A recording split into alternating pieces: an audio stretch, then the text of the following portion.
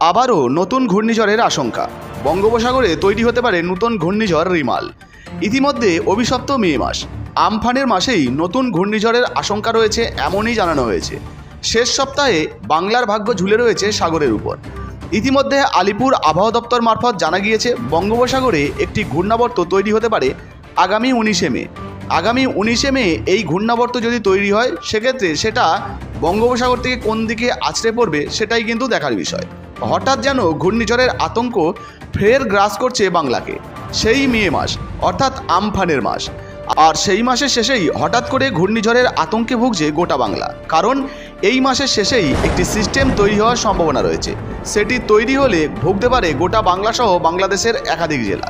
আলিপুর আবহাওয়া দপ্তর মারফত জানা গিয়েছে বঙ্গোপসাগরে একটি ঘূর্ণাবর্ত তৈরি হতে পারে আগামী 19শে মে, আর সেটি আগামী 21শে মে আকার নিতে পারে নিম্নচাপের।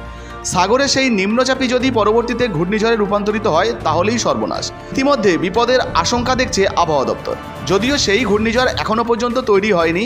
যদি এই ঘূর্ণিঝড় তৈরি হয় তাহলে কবে তৈরি হবে, তার গতিপথ বা কী হবে, কোথায় সেটি আছড়ে পড়তে পারে, বাংলাদেশ নাকি পশ্চিমবঙ্গে, একইভাবে কোন কোন জেলায় ক্ষয়ক্ষতি হওয়ার সম্ভাবনা রয়েছে, এখন সব কিছুই কিন্তু অজানা রয়েছে। কারণ সাগরে এই সিস্টেম যতক্ষণ পর্যন্ত না তৈরি হবে, যতক্ষণ পর্যন্ত না সেটা ঘূর্ণিঝড়ে পরিণত হবে, ততক্ষণ পর্যন্ত কিছু বলা সম্ভব হবে না।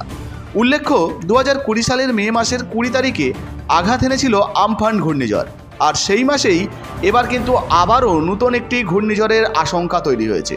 আর যদি বঙ্গোপসাগরে এই নতুন ঘূর্ণিঝড় তৈরি হয় তাহলে এই ঘূর্ণিঝড়ের নাম হবে রেমাল বা রিমাল। ইতিমধ্যে এই ঘূর্ণিঝড়ের আশঙ্কা একেবারে যে উড়িয়ে দেওয়া যাচ্ছে তা নয়। বঙ্গোপসাগরে একটি সিস্টেম 19 তারিখ থেকেই তৈরি হওয়ার সম্ভাবনা রয়েছে, আর এই সিস্টেমটা পরবর্তীতে যদি নিম্নচাপে পরিণত হয় সেক্ষেত্রে কিন্তু নিম্নচাপটা আবারও ঘূর্ণিঝড়ে পরিণত যদি হয়ে যায় সেক্ষেত্রে কোন দিকে আছড়ে পড়বে, এই ঘূর্ণিঝড়ের সর্বোচ্চ গতি কত থাকবে, সেই নিয়ে আশঙ্কা প্রকাশ করছে আবহাওয়াবিদরা। তবে এখনও খুবই প্রাথমিক স্তরে এই আশঙ্কা তৈরি হয়েছে।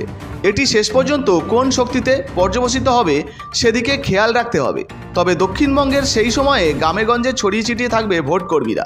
ইতিমধ্যে ভোট চলছে, ফলে ভোটকর্মীরা দক্ষিণবঙ্গের একাধিক জায়গায় ছড়িয়ে ছিটিয়ে থাকবে। ফলে ঝড়ের যদি তীব্রতা বেশি হয় সেক্ষেত্রে ভোট প্রক্রিয়ায়ও ব্যাঘাত ঘটবে, এমনটাই কিন্তু জানা যাচ্ছে।